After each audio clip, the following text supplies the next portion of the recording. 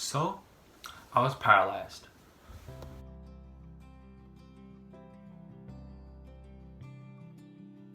In February 2019, I was paralyzed from the neck down, and half of my face was paralyzed as well. I had this thing called guillainbarre syndrome. It's an autoimmune disorder where your immune system attacks the nerves throughout your body. And so gradually, day by day, I started losing feeling while I was in the hospital.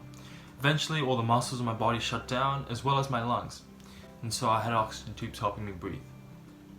So, a lot of people ask me what it's like to feel paralyzed. And what I used to tell them, or what I tell them now, is that you know when you're trying to lift something really heavy, and no matter how hard you try, you just can't do it. You know how to lift it, you know what you're doing, your brain knows it, but no matter how you try to move it, it just doesn't do it. And so the analogy I use is that imagine you're lifting something extremely heavy, and instead of that thing being outside of your body, it's actually your body. And now your body is just really, really heavy. That's how it felt for me. And the thing with my disease is that my immune system attacked my nerves, but actually what wasn't attacked was my ability to feel things. So I could actually sense some things. So if you touched me, I'd know. And the thing about that is I could feel pain, and I could also feel stiffness. And the worst thing about me being paralyzed was that my whole body just tightened and froze. It just locked up because I wasn't moving at all. And so throughout the whole time, I was getting all of these tension headaches, pain on my back, my neck, all my muscles were getting tight. I couldn't feel really, I could feel my legs just really squeezing up, even though I couldn't move them. And what's even worse is that it's painful. The nerve pain is extremely painful. So imagine that you're on fire, or you're touching something so cold that it's almost numb, but you're in pain, and it's kind of like an electrocuting feeling. That's how it felt for me, because my body was just trying to tell my muscles, my brain was trying to tell my muscles to move, something that they had done so often, but now they can't do it, and my brain was kind of freaking out, doesn't really know what to do. And so that's how it felt being physically paralyzed. There's actually another side of paralysis that people don't really talk about, and that's something that really bothered me. And it's actually the psychological side of paralysis, and it's just the frustration, the pity, the doubt that you get when you're paralyzed. Being paralyzed is a physical problem, but for me, it actually presented some mental and psychological issues as well, and I struggled with it. Right before I got paralyzed, I was in the middle of wrestling season. I wrestled at school, and every day I was working out around 3 hours a day. I was wrestling for 2 hours, and I was lifting in the weight room for about an hour. So I was really, really active in my life. And that time, a lot of my identity was kind of shaped around being an athlete and moving. And now all of a sudden, I'm paralyzed.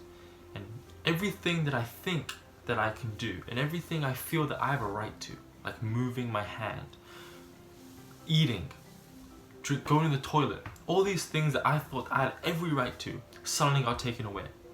And it's like every single time I tried to do something, I was denied. And it was just an extremely depressing time for me. I gradually started spiraling into this hole of self-pity, doubt, frustration, resentment. And eventually, at one point, I was just kind of hating the world. I hated myself, I hated the world. I used to tell myself, if you could never move again, if you're going to be paralyzed for the rest of your life in a wheelchair, what gives you value? Who cares about you now because you can't move anymore? Are you prepared to live your life in a wheelchair? These are the questions I asked myself. And eventually, I just considered giving up. And the thing about the disease I had is that it gets worse before it gets better. And so gradually, every day I was getting worse, and I knew that it's possible that I'd never walk again. The doctors also told my parents that I may never play sports again. And so all of these things were going on in my head while I was kind of questioning my life. And I was really losing hope, and I kept on looking at the future as like this horrible thing that would come, and I would hate it. So that really, really messed me up. Luckily, the process wasn't too bad because I had my friends with me, and my family. And although I was paralyzed and I was hating life, they supported me. And they were able to bring me out of my hole because I realized if everyone is supporting me as much as they are and believe in me, then who the hell am I if I'm not going to show them at least that I'm going to try? I felt kind of ashamed of myself, I think. And so that helped me, and eventually I got better, and I learned from that how to be resilient. And I started trying all of these tips. And I actually came up on 3 tips that made me resilient. And I talk about that in a TED Talk in a separate video. I'll link that in the description. That's just kind of a quick video on what it felt like, what it feels like to be paralyzed, the sensation of not being able to move, the psychological problems that come along with it. That's just the video for today, just a quick video on paralysis. I hope you learned something. Like, comment, subscribe. Stay tuned for more videos on my story and being resilient in adversity, especially now with coronavirus around the world. Everyone's going through a tough time, so please stay home, be safe, like, comment, and subscribe, and peace out.